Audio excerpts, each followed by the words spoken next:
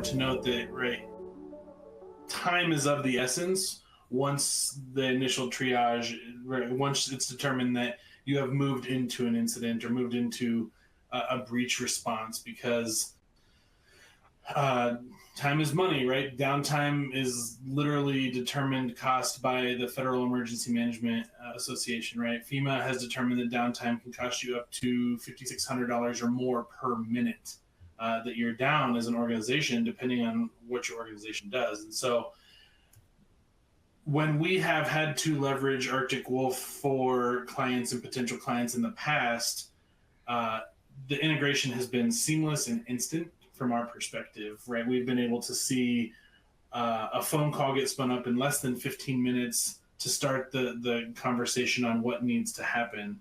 I think, Nathan, you made a great point. Pre-selecting your incident response firm, right? Knowing that you may never need to utilize this organization, but if you do and when you do, it's better to have contract terms and negotiations aside so that you can have favorable contracts on both sides rather than having to negotiate while there is downtime at your organization, while there is a potential incident or breach, things along those lines, which is why it's helpful to have that determined ahead of time. Even with cyber insurance, that can still take some time to go back and forth to get the right terms and conditions approved and get people, or boots on the ground, if you will, in an incident. So we leverage Arctic Wolf from the incident response perspective that way. I mean, we love Arctic Wolf, their 24/7 capabilities in monitoring organizations and really preventing events from turning into breaches is really important. But it still happens, right? People get breached all the time. Organizations get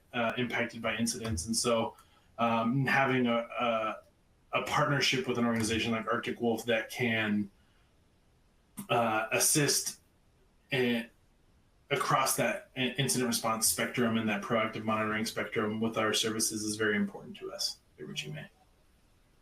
Yeah, I agree. I think the time piece is huge, right? And there's nothing worse than when you're going through an incident and having really no plan in place, not knowing who to call. You start by calling your insurance company, and then before you know it, you're 48 hours into an event or a breach and not really having anything moving. So I totally agree there. You know, Nathan, to piggyback off of the incident side, you know, in your tenure, you've experienced lots of different complex incidents. Can you maybe refer to one specific one that was complex, that took a lot of time and effort, and how you guys were able to help assist in that manner? Yeah, I think one jumps out to me specifically, and I think it's kind of related to the downtime component. Like you guys are both absolutely right. You know, ransom demand, data breach, everything aside, for most organizations, the downtime is the largest morale hit, the largest financial hit, the largest customer relationship hit, even if it doesn't necessarily directly cost money.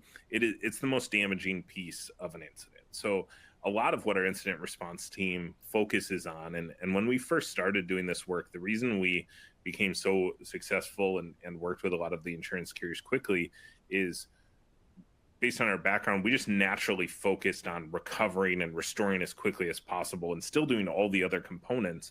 But that's getting clients back up and running has been kind of in our DNA forever. And so one incident jumps out at me specifically, and it's a category of incident that happens every once in a while. But most everybody knows ransomware, their goal is to get into your network and encrypt or delete your backups, and then encrypt the primary data, typically.